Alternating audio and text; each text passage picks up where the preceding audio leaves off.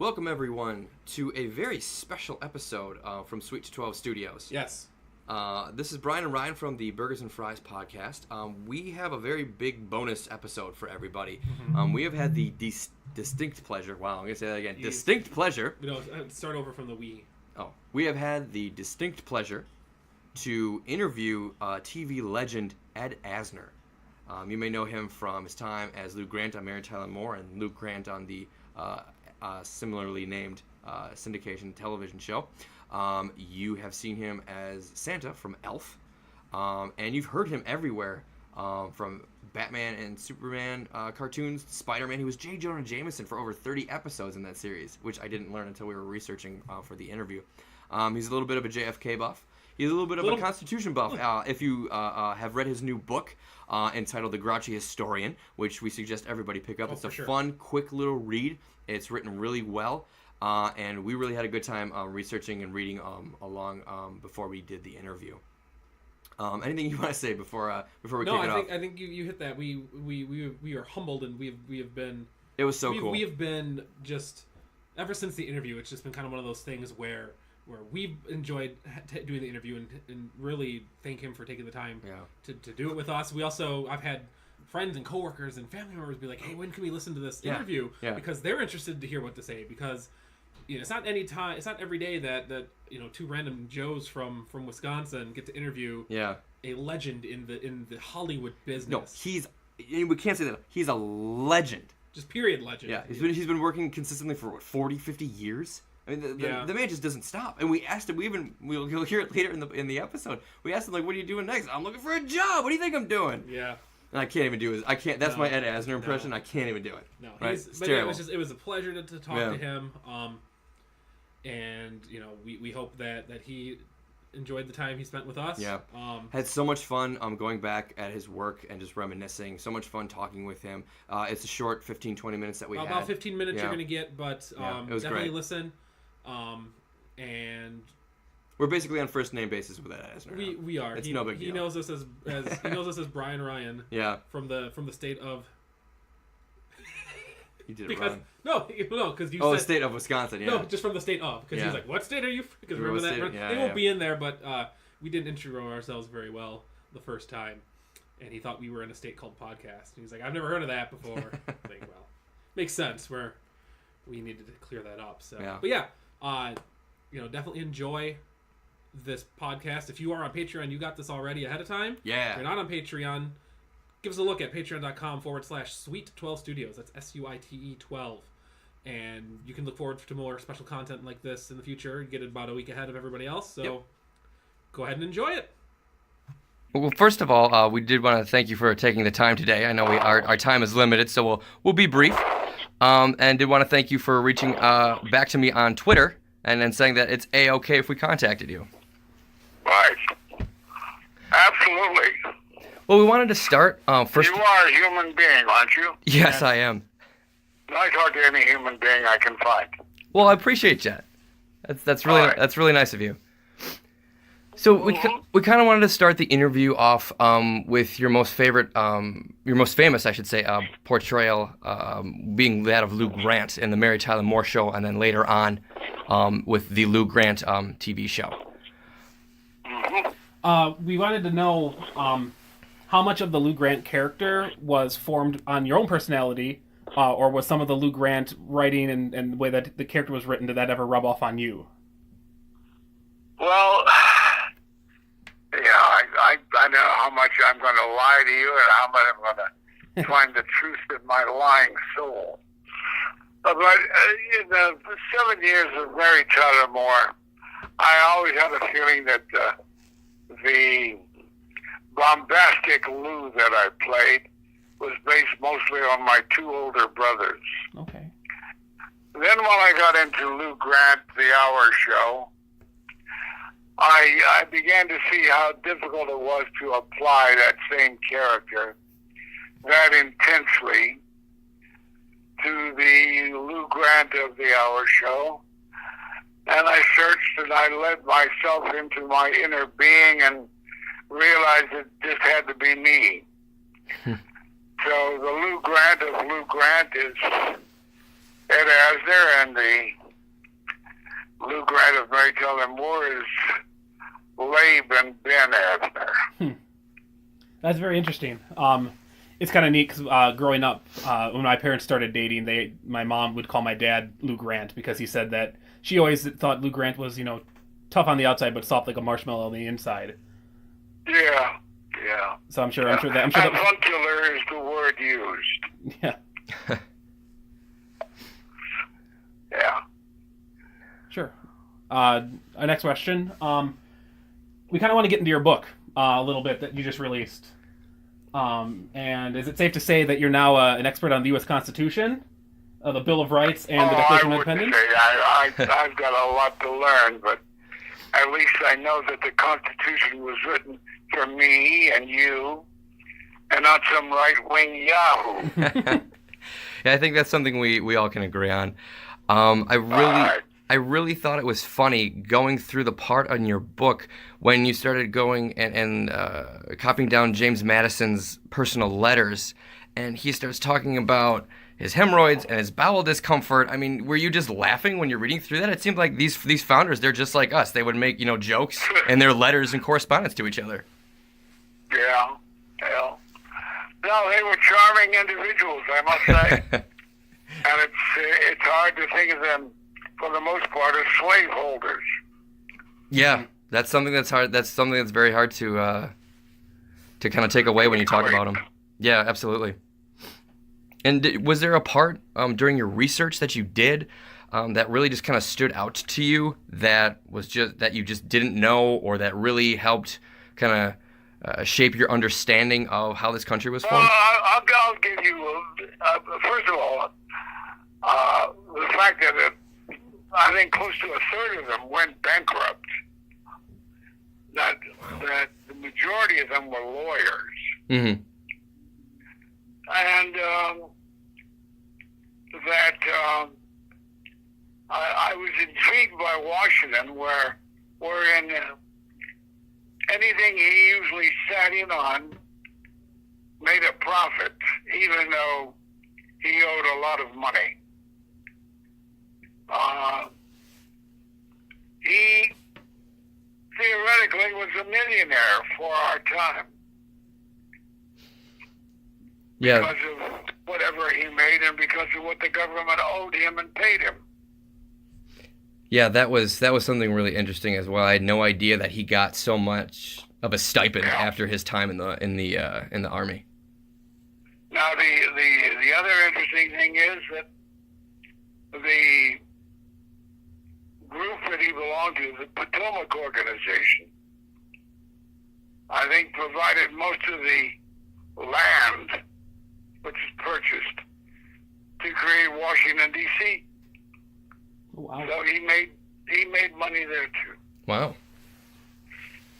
Yeah, see, that's all stuff that's in that book. I liked it. It was a nice short read, but it was full of great insights and information, which is always great because, going back and reading the Constitution like as a textbook was quite boring at going back in school. So this was something that was nice and short to kind of breeze through to really get a better understanding. So it was an interesting way to write the book too. Absolutely. What made you decide to write it in that manner, in that method? Yeah. Well, it's also tragic that creating laws against dueling was what Hamilton was dedicated to after his duel with Aaron Burr, mm-hmm. had he lived. Sure. All right. Jumping into now, do you remember your appearance on Wheel of Fortune back in the day? I think it was 1995. Did I what? Do you remember your appearance on the Wheel of Fortune game show? Yeah, I don't remember what I said or did, though. Oh, but you destroyed everybody on that game. Nobody else got a puzzle. And I was watching that live, and I remember the final word that you won was slay during the final during the final puzzle, and it was just amazing. You destroyed everybody, and I felt like I needed to. What was the word? It was slay, as in Santa's sleigh. Spell it for me, Yeah, sure. Yeah, it's SLIGH. EIGH. Pardon me. Yeah, I can't even spell. EIGH. Yeah. Oh, Slade. Yeah, Okay. and it was just so funny. A guy who's done stand-up more than anybody else. Yeah. I sure as hell would know that word. Yeah, and I thought it was so funny. No one got a puzzle when you were on that, and you raised a lot of money. So I thought it was just hilarious that you were so good at that game show. That was one of my first memories of you, because I was watching it with my mother. I'm like, oh, who's Ed Asner? Oh, he's from Mary Tyler Moore. And then I made the connection because I saw everything in syndication, and so I became more interested in you as a person, because you just seem so on top of things and just so eloquent and smart, just knowing all of these little words and phrases that can pop up. Dumber since. Now the book would make a difference. I was gonna say the book would state otherwise. Yeah. All right. So we did a little bit of research. Mm-hmm. And we were going to ask a question about the Comic Defense Fund, which I've already read that it's not something that you're too familiar with, that you were a part of, but it says you were pro comic book. Now, we look back, and in our childhoods, you voiced a lot of different kind of animated cartoon shows that were based on comic books. Like you were in like Justice League and Spider-Man, Captain Planet, all those things. Did your love of comic books come from before you did voice work for those TV shows, or did it kind of form as you were doing work for those shows? Hey, man, I read comic books all the time. What are you talking about? Well, that's good. That's awesome. Yeah, we always wondered about that, and because you were in Batman and Superman and just so many others, and it was so great to hear your voice pop up, because you really kind of voiced ours and others, millennials. Our childhood was on those shows, and it was so fantastic to hear you. Well, it was my childhood too. Yeah. And, they were, and the interesting thing in my childhood, you of course have seen the trading cards in your time, bubblegum cards type thing. Yeah. In my time, we had trading cards, or what. I never traded, but I certainly got them. And they dealt with ongoing tragedies in the world at that time. They dealt with the Spanish Civil War, and they dealt with the Japanese invasion of China. And of course, they were very drenched in blood, because they flesh like in blood. But I had the feeling that my liberal bent was shaped by those cards, and the way they influenced my thinking as to who oppressors were in the world. The fascists in Spain and the Japanese in China. So my attachment and affiliation with fictional comic art goes back a long way. Do you have a favorite superhero still? Or one that means more to you than others? I play the field. All right. That's a good thing. Yeah, it's a good answer. I want to talk to you about your role in the movie JFK as Guy Bannister. Oh, I'll tell you who I love. Oh, okay. I'll tell you who I love. Plastic Man. Oh, yeah. Plastic Man. I love Plastic Man. I adore Plastic Man. He's That's fantastic. the greatest sense of humor I've ever found in a Marvel hero. Oh, yeah. Yeah, he's fantastic. There should be more of him. Yes. He needs to be in these new movies. Yeah, I agree. I love. Yeah. Plastic Man was fantastic. I love him. That's awesome. That's so cool to know. So, movies haven't been able to imitate bubblegum yet. No, not quite. So now, back to my other question. During JFK, you played Guy Bannister, and I have to ask, being like kind of a little mini JFK buff myself, did that project mean more to you than most other projects? Was it kind of surreal playing a part in an event that you kind of lived through?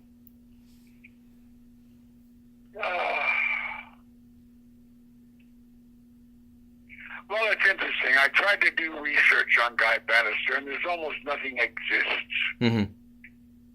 So to try to find the intricate connection between the Cuban protesters, and the FBI and this and that. It was almost, it meant a lot to me, yes. Yeah. But I found very little to pin my desires on. I subsequently read a very good book. At least it looked good. It felt good to me. I can't attend. It looked like it had been out for a while, and it seemed to be well researched. It's called JFK and the Unspeakable. Oh my God, by Douglas. You what? But that's by Douglas. I've read that book. You did read it. I did. I'll be damned. That was one of the most well-researched books I've ever read. Well, then, thank you, Mrs. Calabash. Yeah. I want you to know that when I read the chapter in that book, which concluded that the FBI, the CIA, and the Secret Service were all directly involved in the assassination of John F. Kennedy. Mm-hmm. Yeah, that was a real page turner. That was, yeah. I thought,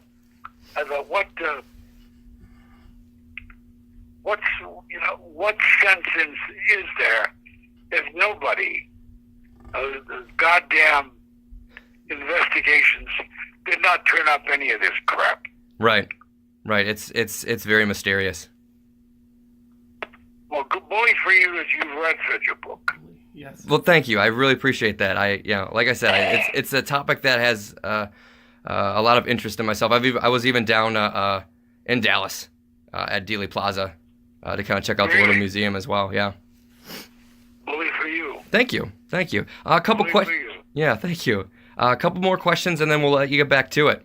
A couple fun questions. First one, you've played Santa or voiced the Santa character numerous times. Do you have a favorite type of moment with that character, or a favorite movie you've done as that character? Oh, certainly Elf. I love the Santa I got to play in Elf. Mm-hmm. That's our favorite one too. Yeah, I think that might be everyone's favorite. It was such a great, fun role to watch you in. I'm like, of course Ed Asner's going to be Santa. Takes out the sappy sentimentality. Yeah, yeah, I agree. That, it certainly has that element in there. Mm-hmm. But when he's busy telling them which bar to avoid, which whose is it hamburgers that I'm peddling there, which restaurant to go to, and to avoid the gum on the banister. Yeah, that's not free candy. I love that, and I give that credit to Jon Favreau. He created that booger. Yeah, that was one of his. I think that was his directorial debut, if I'm not mistaken. Hey, what? I said I think that was his directorial debut, if I'm not mistaken. Probably, yeah. Yeah, he was. Boy, did he make one heck of a fun movie. Yeah, he sure did. And then now, lastly, according to IMDb, you have 16 projects that will be released in the near future, and we have to ask. No, you don't believe all that. Oh no, I was gonna call. Okay, because I was gonna say, like, when do you sleep? I have no idea. You could name a project in there, and I may have given my name to it. Yeah. I may have done a voice in it. Sure. But I don't remember it. That's good. So don't take a lot of stock in what we read on the internet, is what you're saying. Yeah. Well, but with that in the book, and when it comes out and you see it, then you can say, "You did that." I said, "Oh, I did." Yeah. Right. Perfect. So, lastly, just with the book out and working steadily since I think 1954, 59. When do you take a break? Working steadily. What do you mean? I'm looking for a job now, you jackass. And I can't wait to get that job so I can take a break. Sure. My life is solely dedicated to work. I have nothing else. It's and it shows. You do quality work. It's fantastic. Every time you pop up in something that we hear your voice or we see you on the screen, and it's always fantastic to see you because we know you're just the consummate professional. Well, thank you. Well, thank you. We really appreciate the time. That's going to do it for us here at the State of Podcast, and we really again just want to thank you for taking the time. We really appreciate it. Well, you sound like I'm certainly impressed by your research. Well, thank you. And you impressed me. Wow. Well, thank you. That's saying a lot. I'm going to have that on my tombstone now. Impressed Ed Asner. Thank you. All right. Well, keep it up. Thank you very much. Don't diminish. We won't. Thank you. Take care. You too. Thank you.